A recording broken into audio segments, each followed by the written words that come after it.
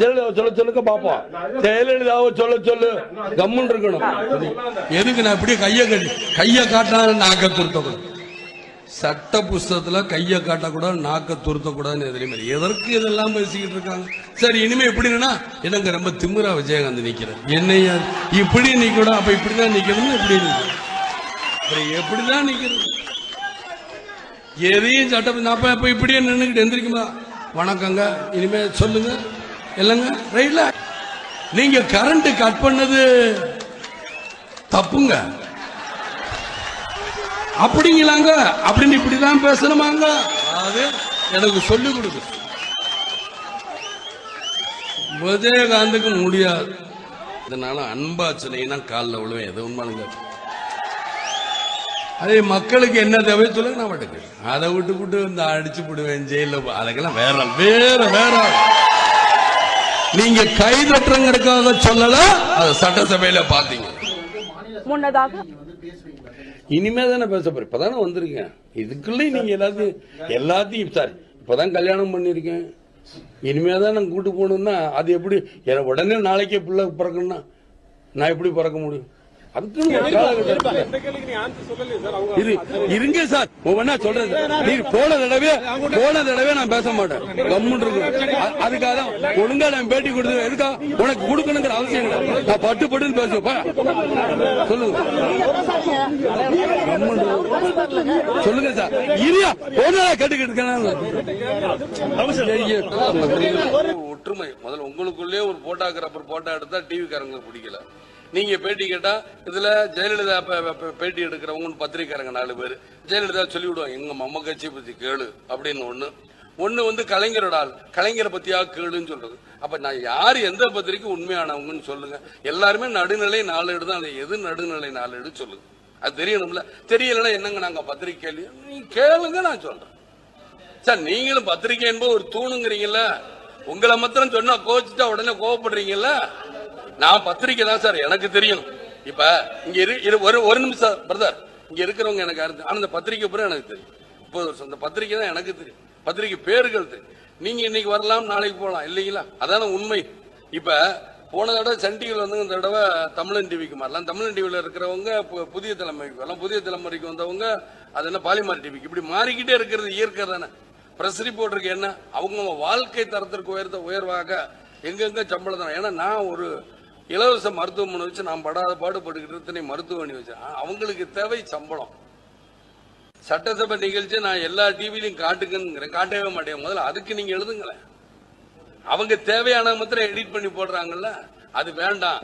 சட்டசபை நிகழ்ச்சி என்றால் எல்லா டிவியில வந்தாலும் மக்களுக்கு புரியும். அதே மாதிரி முகநூல்ல நம்ம சுந்தர் பிச்சைன்னு ஒருத்தர் தமிழர் கூகுள், நீங்க எல்லாம் இன்னைக்கு டிவி எல்லாரும் கேட்கறீங்களே, இதற்கு முழு காரணமா இருந்த அந்த கூகுள் நிறுவனத்துல ஒரு தமிழர் சுந்தர் பிச்சை முத முகநூலுக்கு நான் தான் நன்றி தெரிவிச்சேன். இப்ப எல்லாரும் சொல்லலாம், எல்லாரும் சொல்லணும்.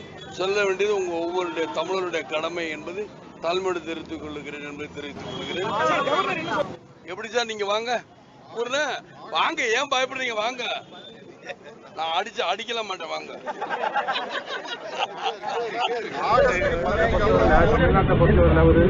ஆக்கப்பூர்வமான எதிர்கட்சி தலைவராக நீங்க செயல்படுற நீங்க ஜெயடி பேச மாட்டேன். சொல்லுங்க.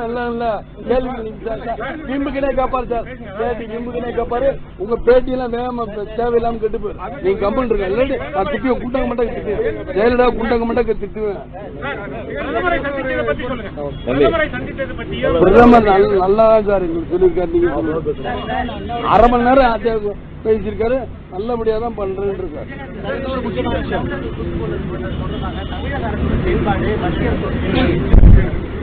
திருப்திகரமா தான் சார் இருக்கு. என்ன பொறுத்த மட்டும் திருப்திகரமா இருக்கு. பேசணும் என்ன கேட்டா கேட்கறத விட எல்லாம் அனைத்து கட்சியும் இருக்காங்கல்ல, அவங்ககிட்ட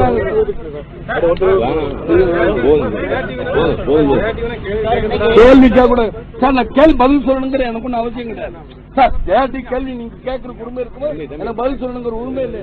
எங்க நீங்க பேசுறீங்க? மத்தவங்க டிஸ்டர்ப் பண்ணணும்னா கமெண்ட் இருக்க மாதிரியா தூக்கி அடிச்சிருக்கேன் பாருங்க.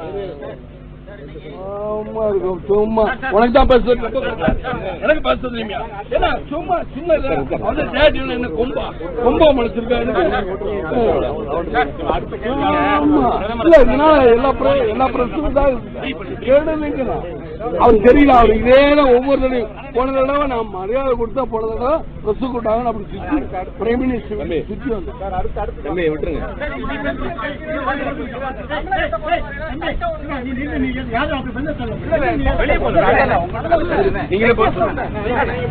இல்ல வாங்க வாங்க என்ன வெங்கட்ராம ஏங்க நீங்க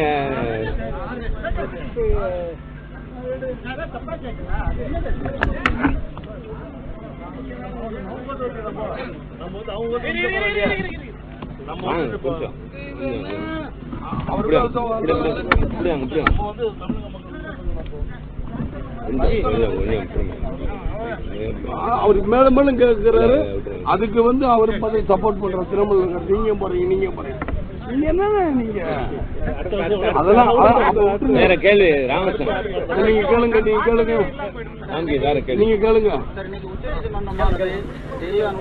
யாருக்கு பிடிக்குமா பிடிக்காதான்னு கேக்குறீங்க ஆட்சி பிடிக்கவே பிடிக்காது போதுமா 2016 அண்ணா திராவிட முன்னேற்ற கழகம் ஜெயலலிதா ஆட்சி இந்த கேள்வி நீங்க ஜெயலலிதா போய் கேட்க முடியுமா கேட்கவே மாட்டீங்கல்ல பயப்படுவீங்க பத்திரிகையாளர்களை நீங்க